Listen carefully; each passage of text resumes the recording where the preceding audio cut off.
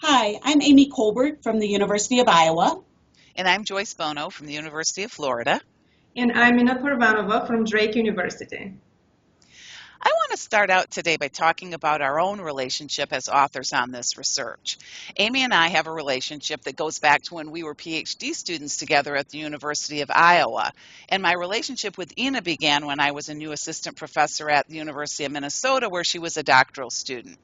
The three of us first came together in writing a book chapter on generative leadership and then as members of Ina's dissertation committee. And our interactions in both of these contexts led us to two conclusions. One, we were interested in generative relationships professionally, and two, we personally enjoyed our working relationship and wanted to continue working together.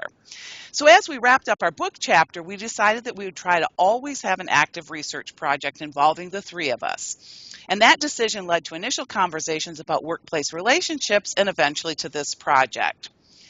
As soon as this manuscript was accepted, we celebrated briefly, and then we immediately began our conversations about the next project. This professional relationship has been rewarding and productive, but equally important for me are the personal relationships that formed as we worked. I agree, and as Joyce mentioned, before conducting this study, we wrote a book chapter together about how leaders support high-quality work relationships. As a part of that project, I began to closely follow the research that was being done on high-quality work relationships. This research built on foundations provided by the social support and mentoring literatures, but the descriptions of work relationships were richer and more multifaceted. I kept coming back to quotes like this one from Exploring Positive Relationships at Work by Belrose Raggins and Jane Dutton, who said, "At their best, work relationships can be a generative source of enrichment, vitality, and learning that helps individuals, groups, and organizations grow, thrive, and flourish." This description was consistent with our experiences of our relationships with each other, relationships that contributed to our productivity and to our professional growth, but that also involved visits to each other's houses for meetings that were about much more than work. That's right. And as we worked on this project, we began to realize not only that high quality work relationships are multifaceted, but also that the outcomes that they predict go well beyond the usual suspects. That is, work-related outcomes such as job performance, turnover, or job satisfaction. We realized that high-quality work relationships allow people to feel a host of positive emotions at work, to experience a sense of meaningfulness, and even to improve personal outcomes such as one's own life satisfaction.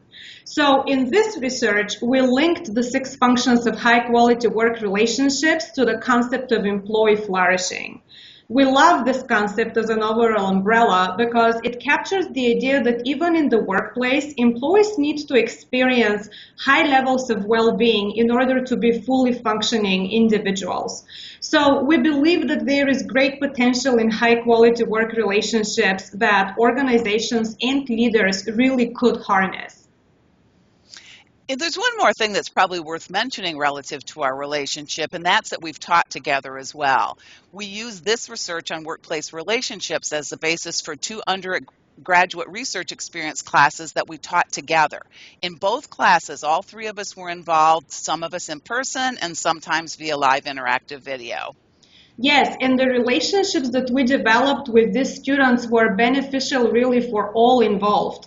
We got assistance with our task, and the students learned an important research skill.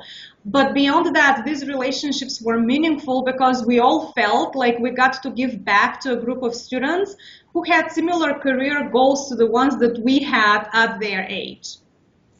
So this research about positive work relationships wouldn't have been possible without the strong positive relationships that we had within the research team.